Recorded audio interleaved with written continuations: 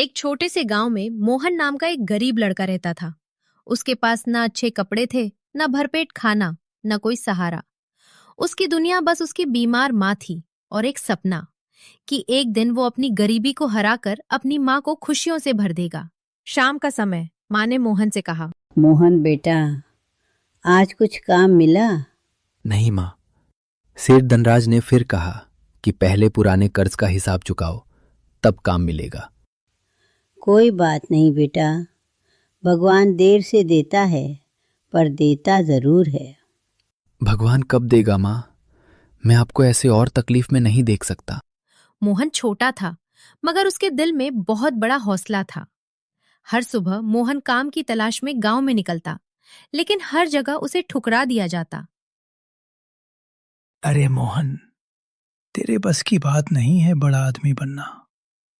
गरीब का बेटा गरीब ही रहता है। एक दिन मैं सब बदल दूंगा। माँ के लिए घर बनवाऊंगा और खुद को इतना सफल बनाऊंगा कि कोई गरीब को कमजोर न समझे। उसी समय गांव के बाहर बैठे एक बूढ़े फकीर ने मोहन को बुलाया। बेटा, जब इंसान का इरादा सच्चा हो तो अंधेरा जंगल भी रास्ता दे देता है। अंधेरा जंगल? हाँ, गांव के पीछे जो काला जंगल है, कहते हैं वहां एक पुराना खंडहर है और उस खंडहर में एक जिन्न रहता है। वो हर किसी को नहीं मिलता, सिर्फ उसी को मिलता है जिसका दिल साफ हो। क्या वो सच में किसी की किस्मत बदल सकता है? हाँ, लेकिन पहले वो इंसान की अकल और नीयत को परखता है। मोहन के दिल में उम्मीद की एक लौ जल उठी।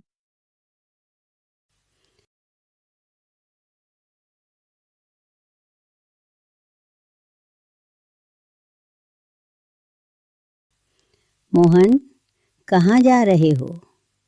माँ, मैं हमारी किस्मत ढूंढने जा रहा हूं। बेटा, रात होने वाली है, बाहर खतरा है। गरीबी से बड़ा खतरा क्या होगा माँ?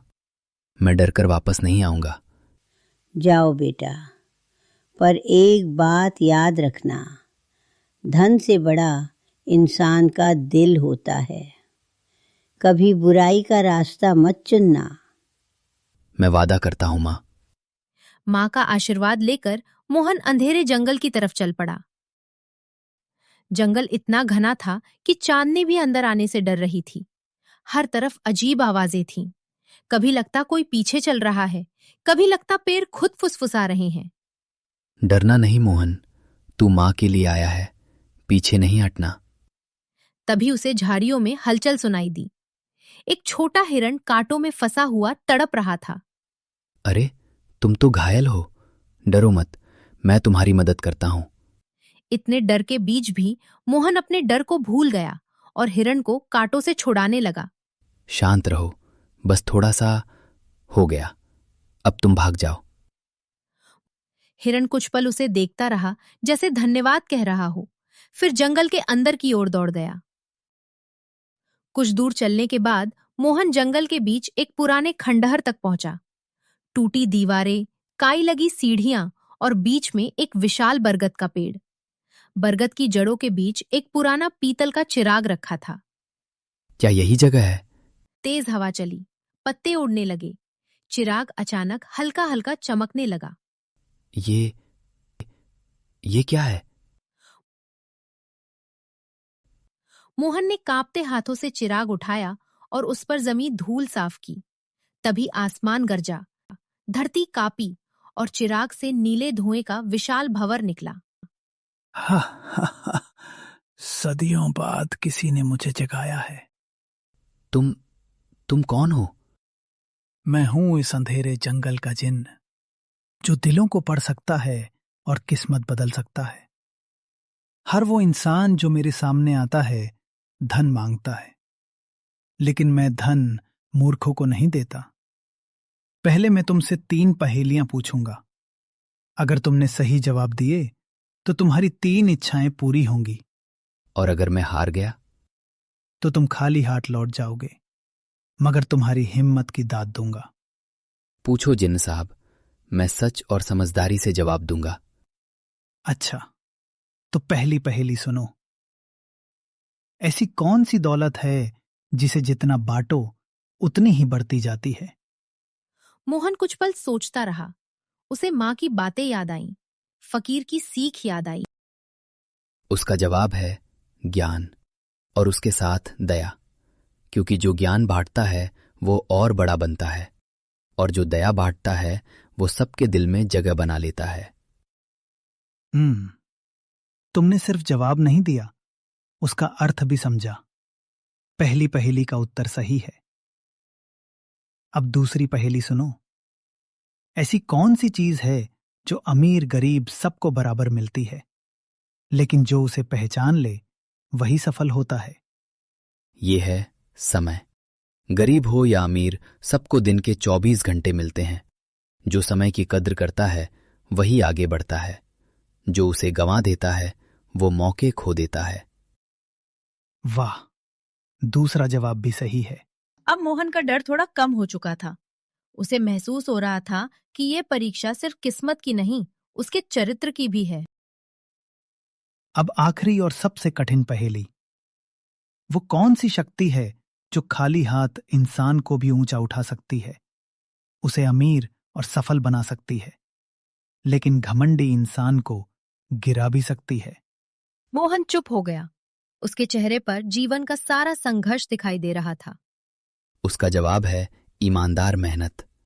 मेहनत इंसान को ऊपर उठाती है, ईमानदारी उसे टिकाए रखती है, और घमंड सब कुछ छीन लेता है।